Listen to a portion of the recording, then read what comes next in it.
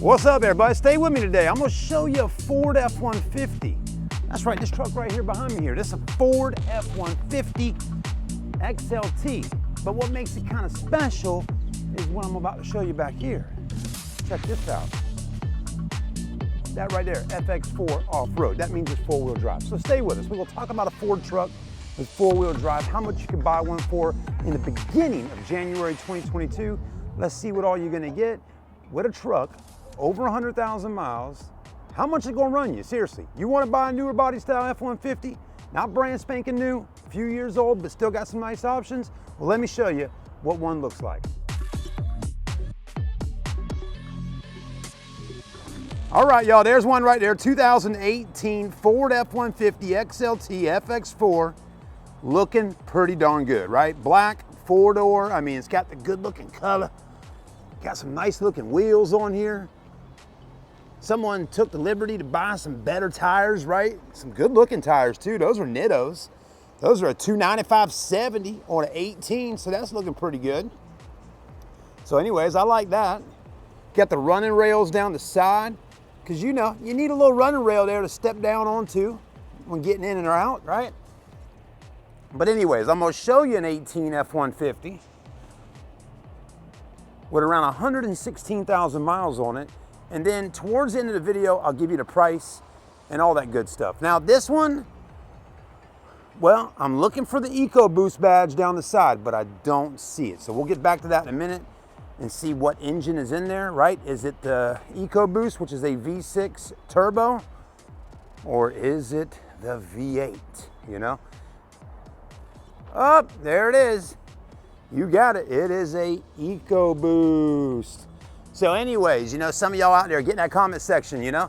If you're going out there hunting for one, do you mind the V6 with the turbo or turbos, or do you rather have the V8 model? Anyways, does have backup camera. Now you know this was definitely used as a truck at one point or another when the bed of the truck is a bit stained up and dirty and scratched up, okay? So that's just kind of is what it is. Somebody added in an aftermarket, well no, it's not aftermarket, it's a Ford bed liner. Now one thing that somebody pointed out to me the other day ago was the reason that this person told me they didn't like the spray-in bed liners is because you put a spray-in bed liner in, when you load things, it makes it, you can't slide things, right? So if you load something big and heavy in here, you gotta push it in. The spray-in is so grippy, it makes it harder to do that. So with this right here, it's slippery and it's easier to move things in and out. What do y'all think about that? I think that's kind of interesting, you know? Anyways, it does have the LED lights right here on both sides, and you can cut them on, just hit the little button. Whatever that button's at. Well, anyways, I'm sure they work. It does have the back window so you can open and close it and throw that puppy dog a bone. You got your tow package, and it looks like it's got the little step system right there, so that's kind of nice. What else? Let's keep looking. We already talked about the rims and tires. I kind of like that. It looks good on this one. We know what engine it's got. Now let's take a look at the interior. You know what? I'm gonna start off in the back because I want to show you something. Some of the back, right? Now on the inside of this particular truck, it does get some little scratches and little scuffs and things like that on these back door panels. You know, it really makes me wonder though, like how in the world did they get these little scratches all back here? Seriously, you know? I mean, what would have done that? I thought at first maybe someone had a canine back here, scratches and things, but it doesn't really look like claw marks. You know, did they have their shoes? I don't know. Or did they have a bunch of stuff in the back loading in and out and all that? I don't know. But they're there, and that's just kind of is what it is. But the seats are in good shape. There are no rips in them. There's no tears in them. So they're doing pretty good.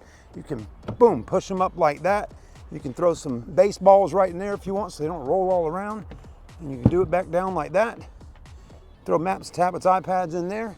The only little thing that kind of nerves me a little bit is it doesn't have a armrest. Maybe they have an armrest on the ones with leather interior, like a King Ranch or a Platinum package.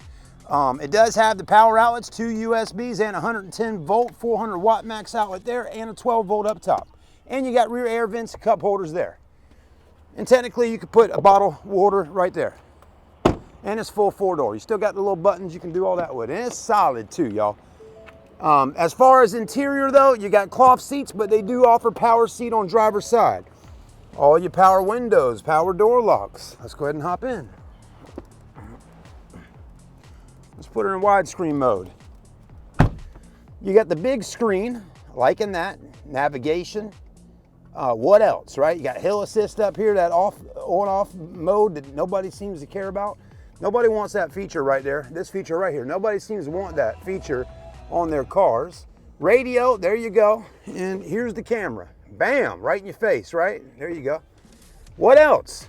You got a little spot up here you can throw things at. The dash looks pretty clean, not all ripped up and torn up.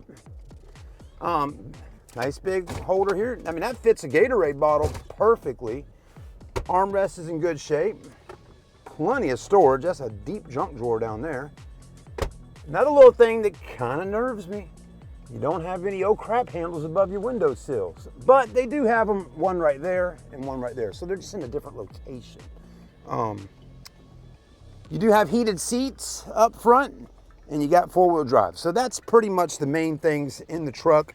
Got all your buttons and controls and all that. 116,000 miles. There you go. All right, let's see how it drives, and we'll take it back down to the dealership. You're probably wondering right now, like, well, how much is that truck? You know, we're pretty close to the end of the video, so let's go ahead and talk about it.